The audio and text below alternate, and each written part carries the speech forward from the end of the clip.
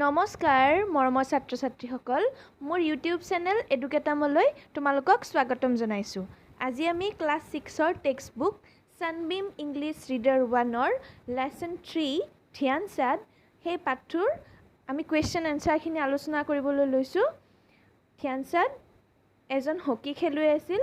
তেওঁ এজন সুদক্ষ হকী খেলুৱৈ আছিল, যাৰ কাৰণে তেওঁক হকীৰ যাদুকৰ বুলি কোৱা হয়। আজি আমি এই পাঠটোৰ কুৱেশ্যন এনসাৰখিনি আলোচনা কৰিম। আশা কৰোঁ ভিডিঅ'টোৱে তোমালোকক উপকৃত কৰিব। আহা ভিডিঅ'টি আৰম্ভ কৰোঁ।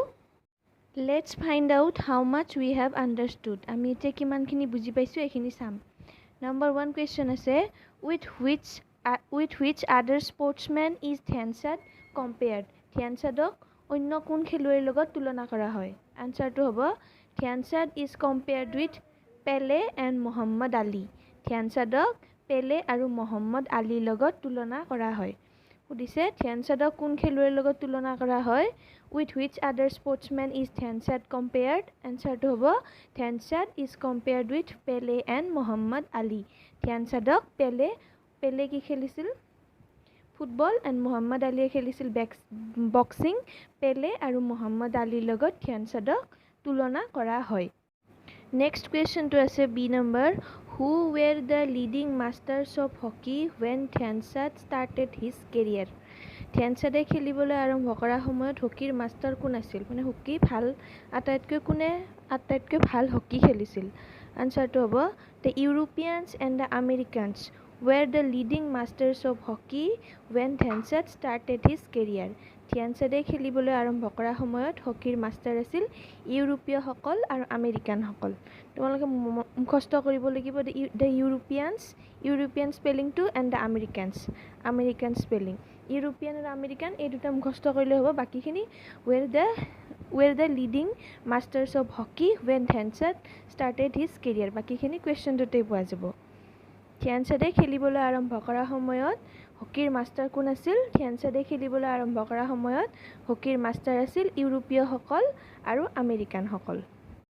নেক্সট চি নম্বৰ কুৱেশ্যনটো আছে, when did the turning point in ধ্যান চাঁদছ লাইফ কাম। ধ্যান চাঁদৰ জীৱনৰ বিশেষ সময়টো কেতিয়া আহিছিল? আনচাৰটো হ'ব the turning point of Dhyan Chand's life came when he join the British Indian army at the age of 16. The turning point of Dhyan Chad's life came when he joined the British Indian Army at the age of 16. বাকীখিনি কুৱেশ্যনটো থাকিব the turning point of Dhyan Chand's life কামৰ ঠাইত কেম হ'ব, কাৰণ ইয়াতে past form হ'ব এইটো। বাকী এনচাৰটো হ'ব when he join the British Indian army at the age of 16. যেতিয়া ধ্যান চাঁদে 16 বছৰ বয়সত ব্ৰিটিছ ইণ্ডিয়ান আৰ্মিত যোগদান কৰিছিল, তেতিয়া তেওঁৰ জীৱনৰ বিশেষ সময়টো আহিছিল। একেবাৰে সহজ, the turning point of Dhyan Chand's life came when he join the British Indian army at the age of 16. যেতিয়া ধ্যান চাঁদে 16 বছৰ বয়সত ব্ৰিটিছ ইণ্ডিয়ান আৰ্মিত যোগদান কৰিছিল, তেতিয়া তেওঁৰ জীৱনৰ সেই বিশেষ সময়টো আহিছিল।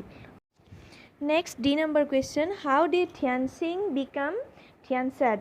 ধ্যান সিং কেনেকৈ ধ্যান চাঁদ নামেৰে জনাজাত হৈছিল? আনচাৰটো হ'ব ধ্যান সিং বিকেম ধ্যান চাঁদ বাই হিজ ফেল' প্লেয়াৰ্ছ। লগৰ খেলুৱৈসকলৰ দ্বাৰা ধ্যান সিং ধ্যান চাঁদ নামেৰে জনাজাত হৈ পৰিছিল। আগতে আমি জানো যে ধ্যান চাঁদৰ আগৰ নামটো আছিলে ধ্যান সিং। পিছলৈ তেওঁৰ লগত একেলগে খেলা যিবিলাক খেলুৱৈ আছে সেইবিলাকে তেওঁক ধ্যান চাঁদ বুলি মাতিবলৈ লৈছিল। আৰু তেওঁৰ যিজন কোচ আছিলে, যিজন শিক্ষক আছিলে, সেইজনেও তেওঁক ধ্যান চাঁদ বুলি মাতিবলৈ লৈছিলে। চাঁদ শব্দ CHAND, চাঁদটোৰ মিনিং হৈছে মুন মানে চন্দ্ৰ। তেওঁৰ কোচজনে কৈছিল যে তেওঁ এদিন চন্দ্ৰৰ নিচিনাকৈ উজ্বলিব, আৰু সেইকাৰণে তেওঁৰ যিজন কোচ আছিলে, যিজন শিক্ষক আছিলে, সেইজনেও তেওঁক ধ্যান চাঁদ বুলি মাতিবলৈ লৈছিলে। চ' আমি এটাই লিখিম ইয়াতে, ধ্যান সিং বিকেম ধ্যান চাঁদ বাই হিজ ফেল' প্লেয়াৰ্ছ। তেওঁৰ লগৰ খেলুৱৈসকলৰ দ্বাৰা ধ্যান সিং ধ্যান চাঁদ নামেৰে জনাজাত হৈ পৰিছিল। ইয়াতে বিকামটো আমি বিকেম কৰিছোঁ, কাৰণ আগত ডিড আছে, সেইকাৰণে আমি এইটো পাষ্ট ফৰ্ম কৰিব লগা হৈছে বিকামটো। সেইকাৰণে বিকামৰ পাষ্ট ফৰ্ম হৈছে বিকেম। এইটো মনত ৰাখিবা। ধ্যান সিং বিকেম ধ্যান চাঁদ বাই হিজ ফেল' প্লেয়াৰ্ছ। লগৰ খেলুৱৈসকলৰ দ্বাৰা ধ্যান সিং ধ্যান চাঁদ নামেৰে জনাজাত হৈ পৰিছিল। Next, E number question to say, where did Dhyansad win the title Hockey Personality of the Century? Dhyansade Hockey Personality of the Century upadi kot paisil. Dhyansad won the title Hockey Personality of the Century in the 1936 Olympics in Berlin. Dhyansade Hockey Personality of the Century upadi 1937 চনৰ Berlin অলিম্পিকত পাইছিল।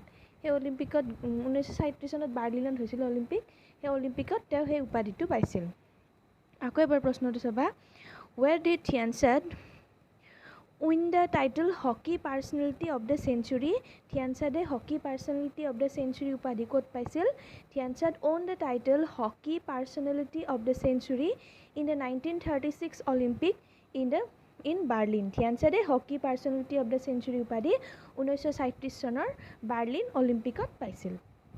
তাৰ পিছৰ প্ৰশ্ন F number, what is his birthday celebrated as? তেওঁৰ জন্মদিনটো কি হিচাপে পালন কৰা হয় বা কি দিৱস হিচাপে তেওঁৰ জন্মদিনটো পালন কৰা হয়? যেহেতু তেওঁ এজন কি আছিল, স্পৰ্টছ পাৰ্চন আছিলে, খেলুৱৈ আছিলে, গতিকে স্পৰ্টছ দিৱস হিচাপে তেওঁৰ জন্মদিনটো পালন কৰা হ'ব। আনচাৰটো চোৱা, his birthday is celebrated as national sports day. তেওঁৰ জন্মদিনটো নেশ্যনেল স্পৰ্টছ ডে হিচাপে পালন কৰা হয়। আকৌ এবাৰ চাবা, what is his birthday celebrated as? তেওঁৰ জন্মদিনটো কি দিৱস হিচাপে পালন কৰা হয় বা কি দিন হিচাপে পালন কৰা হয়? His birthday is celebrated as national sports day. তেওঁৰ জন্মদিনটো নেশ্যনেল স্পৰ্টছ ডে হিচাপে পালন কৰা হয়। নেক্সট কুৱেশ্যনটো আছে G number, last question, why was he given the nicknames the wizard and the magician of hockey? তেওঁক the wizard and the magician of hockey এই নাম দুটা কিয় দিয়া হৈছিল? আনচাৰটো হ'ব, he was given the nicknames the wizard and the magician of hockey for his super ball control. কিয় দিয়া হৈছিল? তেওঁ বলবিলাক, যিবিলাক হকী খেলোঁতে বলবিলাক তেওঁ কণ্ট্ৰল কৰিব পাৰিছিল, নিয়ন্ত্ৰণ কৰিব পাৰিছিল। এই বল নিয়ন্ত্ৰণ কৰিব পৰা ক্ষমতাৰ বাবে তেওঁক the wizard and the magician of the hockey নাম দুটা দিয়া হৈছিল। আকৌ এবাৰ, why was he given the nicknames the wizard and the magician of hockey? তেওঁক the wizard and the magician of hockey নাম দুটা কিয় দিয়া হৈছিল? he was given the nicknames the wizard and the magician of hockey for his super ball control. তেওঁৰ বল control কৰিব পৰা বা বল নিয়ন্ত্ৰণ কৰিব পৰা ক্ষমতাৰ বাবে তেওঁক the wizard and the magician of hockey নাম দুটা দিয়া হৈছিল। আজিলৈ ভিডিঅ'টো এইখিনিয়ে। যদিহে তোমালোকে ভিডিঅ'টো চাই ভাল পাইছা তেতিয়াহ'লে লাইক কৰিবা, কমেণ্ট কৰিবা, শ্বেয়াৰ কৰিবা ভিডিঅ'টো, আৰু মোৰ চেনেলটো ছাবস্ক্ৰাইব কৰিবলৈ নাপাহৰিবা। ধন্যবাদ।